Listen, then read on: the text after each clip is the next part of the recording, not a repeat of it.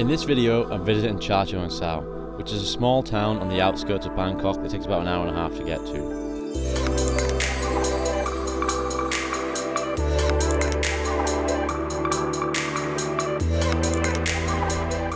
Chachoengsao is most famous for its mix of Buddhist, Chinese, and Hindu temples. So let's take a look.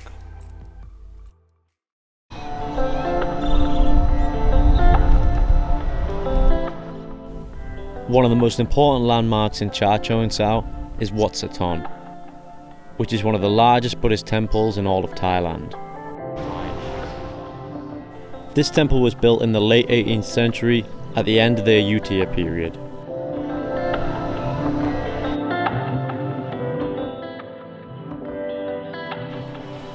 At the centre of the temple are these golden Buddha statues. According to the legend, about 200 years ago some nearby villagers saw these Buddha statues floating down the river.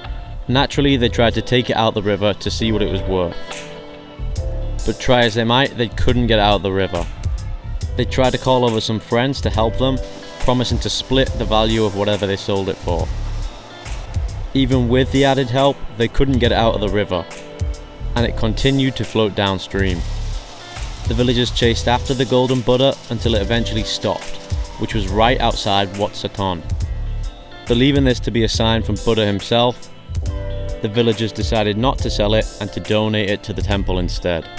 These Buddha statues can now be seen at the centre of the temple, where followers give offerings to him by painting him with golden leaves.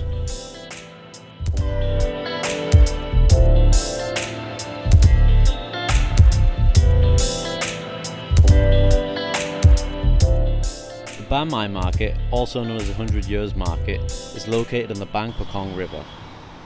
This market has remained more or less unchanged over the last 100 years, which is why it's been used as a filming location for a lot of Thai historical films.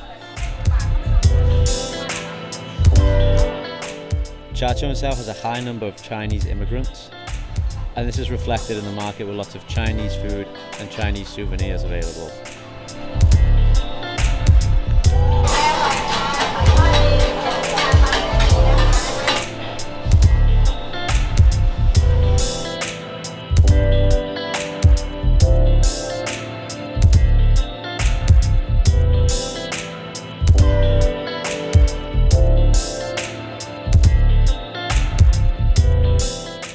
Apparently, the Bang Pakong River, which is a tributary of the much bigger Chao Phraya River, is one of the last places you can see wild crocodiles here in Thailand.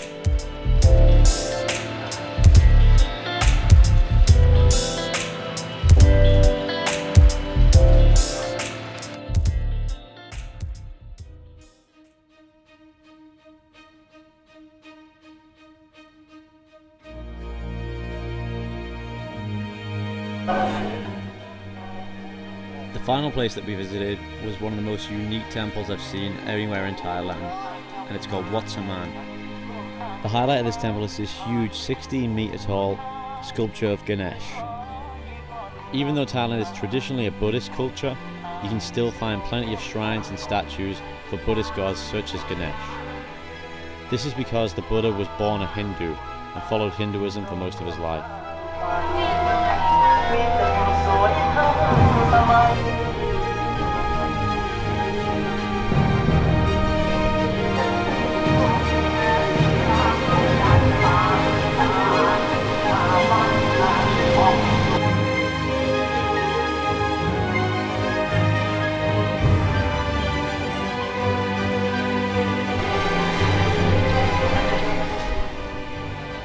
Located around the statue are Ganesh's guardians, 8 different coloured rats.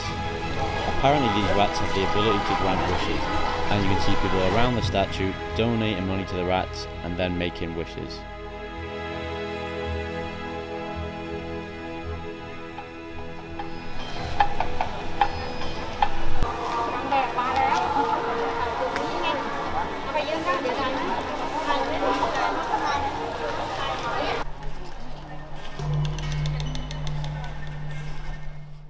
Another major sculpture at Wat Saman is this giant floating lotus flower.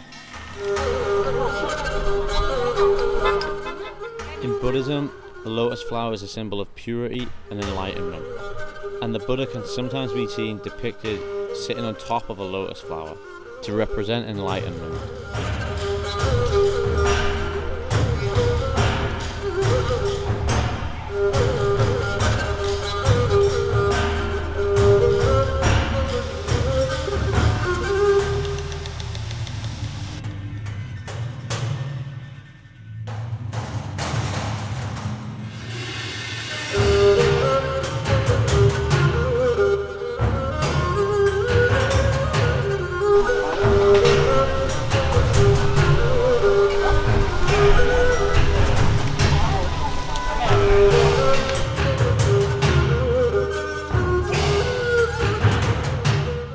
Again, Chachoengssao's Chinese influence can be seen throughout the temple, with lots of images of dragons, Chinese philosophers, and Chinese mythology.